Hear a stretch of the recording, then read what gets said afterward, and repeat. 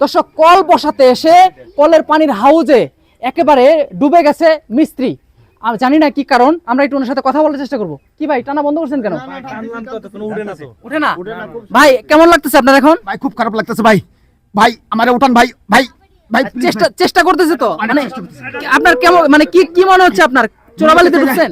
মনে হইতেছে যে আমার দুনিয়াটা চোখের সামনে খালি ঘুরতেছে, মনে হয় যে আমার আকাশ সবকিছু ভাঙে পড়তেছে, চোখের উপরে মাথার উপরে সব ভাঙে পড়তেছে। দর্শক দেখতে পাচ্ছেন কত মোটা দড়ি বেঁধে টানা হচ্ছে, তারপরেও ইনাকে উঠানো সম্ভব হচ্ছে না। দেখেন এই কলের হাউজে কিভাবে উনি লোকটা ভিতরে ঢুকে গেছে, কাদার ভিতরে। ভাই ভাই আপনি শোনেন, আপনি চিন্তা করেন না, অনেক লোকজন আছে, আপনাকে বাঁচানো হবে, একটু কথা বলেন।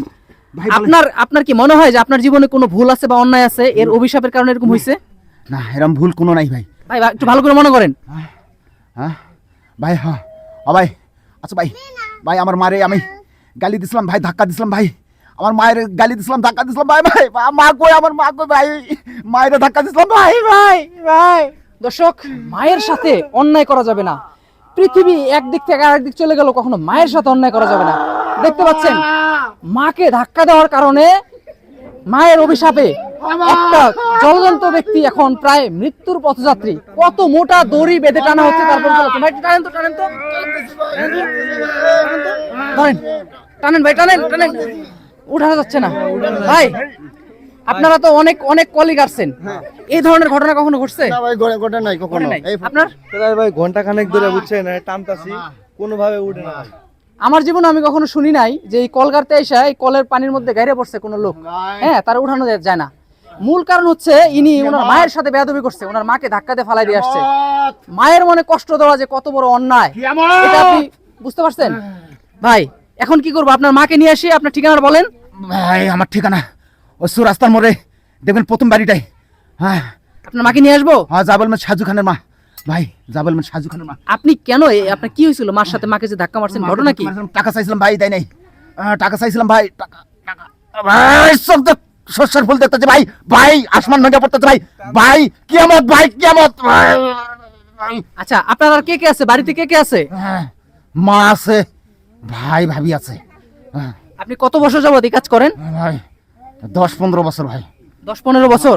কখনো এই ধরনের ঘটনা ঘটছে আপনার সাথে? না ভাই না, এটাই প্রথম? ভাই এটাই প্রথম। আজকে মারে ধাক্কা মারছিলাম ভাই, আজকে মাকে ধাক্কা মারছেন? আজকে ধাক্কা মারছিলাম ভাই। ও ভাই একটু পানি মায়ের অভিশাপ হারে হারে লেগে গেছে, এখন আসলে আমাদের কিছু করার নাই। ভাই আমরা একটু লাস্ট একটু চেষ্টা করব, দেখি একটু চেষ্টা করি ভাই। সবাই একটু ধরেন তো ভাই, ধরেন তো, ধরেন তো। না, কোনোভাবেই কিছুই করা যাচ্ছে না। দর্শক, মায়ের অভিশাপ লাগছে, এখানে মাকেই লাগবে। হয়তোবা ইনার এখানে এনার মাকে আনতে হবে, যদি মা মন থেকে মাফ করে দেয় তাহলে হয়তো ইনাকে উঠানো সম্ভব। পরিশেষে একটা কথাই বলবো, মায়ের সাথে কখনো অন্যায় করবেন না। পাগল হোক, খারাপ হোক, ভালো হোক, বিচ্ছিরি হোক, কুচ্ছিরি হোক, যেমন হোক, মার সাথে কখনো অন্যায় করা যাবে না, মার সাথে রাগারাগি করা যাবে না, মার সাথে কখনো ভুল করা যাবে না। দিন শেষে এইটাই কথা। ভাই একটু পানি খাওয়াবো, দেন তো, একটু পানি দেন তো, একটু পানি খাওয়াই, একটু পানি দেন তো, একটু পানি খাওয়াই, পানি খাবেন ভাই? পানি খাবেন?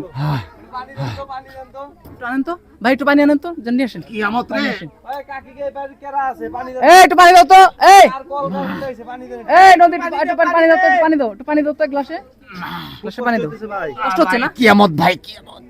আপনার পা কি নিচের দিকে কেউ টানতেছে মনে হয়? মনে হয় নিচের দিকে টানে নিয়ে যাচ্ছে ভাই, কবরে ভাই। একটু পানি খান, পানি দেন, পানি খান। ভাই পানি যাইতেছে ফালাই দে, আর একটু দেন, পানি তো ফালাই দে। ভাই কিয়ামত। ভাই মরে যাবো মনে মানুষটা, ওনার মারে খবর দেন। দর্শক ওই যে মা আসতেছে রে, মা দর্শক আমরা ওনার মাকে নিয়ে আসার চেষ্টা করব। আপনি দিন শেষে বড় একটা কাজ করেন। আমি বলি কি, মা এত দূর থেকে আসা লাগবে না, মার মন ঠিকই সারা দিছে। আপনি ওনারে তবা কইরা আল্লাহর কাছে বলেন ক্ষমা চাইতো, মা এমনি ক্ষমা পাইবো, উনি দেখবেন উঠা যাইব। ভাই একজন মুরব্বী মানুষ একটা পরামর্শ দিছে যে আপনি যে বিপদে পড়ছেন, আপনার মা ঠিকই টের পাইছে যে আপনি বিপদে আছেন, আপনার মা হয়তো আপনাকে ক্ষমা করে দিছে। এখন আপনি একটু মন থেকে আল্লাহর কাছে তওবা করে নেন, হয়তোবা আপনি বিপদ থেকে উদ্ধার হয়েও যেতে পারেন।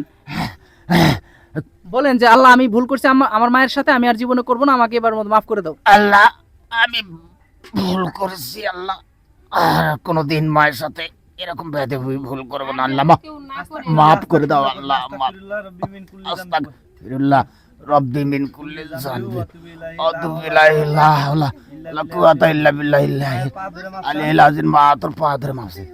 বলেন ভাই, ভাই বলেন যে আর কেউ যেন মায়ের সাথে এই ধরনের অন্যায় না করে। ভাই একটু বলেন যে আর কেউ যেন মায়ের সাথে অন্যায় না করে। ভাই ভাই ভাসতাছে, টান দিলে মনে উঠবো। আর যেন কেউ যেন আলহামদুলিল্লাহ আলহামদুলিল্লাহ। ভাই ভাই বলেন যে আর কেউ যেন মার সাথে এই ধরনের কাজ না করে। টানেন টানেন টানেন ভাই, টানেন, আর যেন টানেন, মায়ের টানেন, সাথে টানেন, এই ধরনের কাজ না কেউ করে। টানেন। উঠান। আল্লাহ দর্শক আর যাই করেন মায়ের সাথে ভুল করা যাবে না, মায়ের মনে কষ্ট দেওয়া যাবে না। পানি খান তো দেন। একটু পানি খান ভাই, একটু পানি খান। এই যে পানি খাইতে পারে এখন? খাইতে পারে না? খাইতে পারে।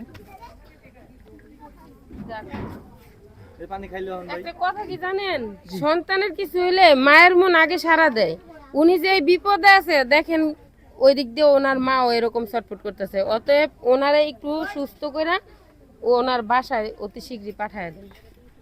দর্শক মাকে ধাক্কা দিয়ে ফেলে দেওয়ার কারণে মায়ের অভিশাপ লেগে গেছে এবং এই কারণে কল বসাতে এসে কলের মিস্ত্রি একেবারে মাটির গভীরে গেঁথে গেছিল একদম মাটির সাথে, যেটাকে বলা হয় চোরাবালি। চোরাবালির ভিতরে ঢুকে গেছিল, তাকে একেবারে যে কীরকম মোটা, ভাই একটু দড়িটা ওঠা করেন তো, এরকম মোটা দড়ি বেঁধে তাকে টাইনা উঠানো হয়েছে। কাজেই মায়ের সাথে ভুল করা যাবে না।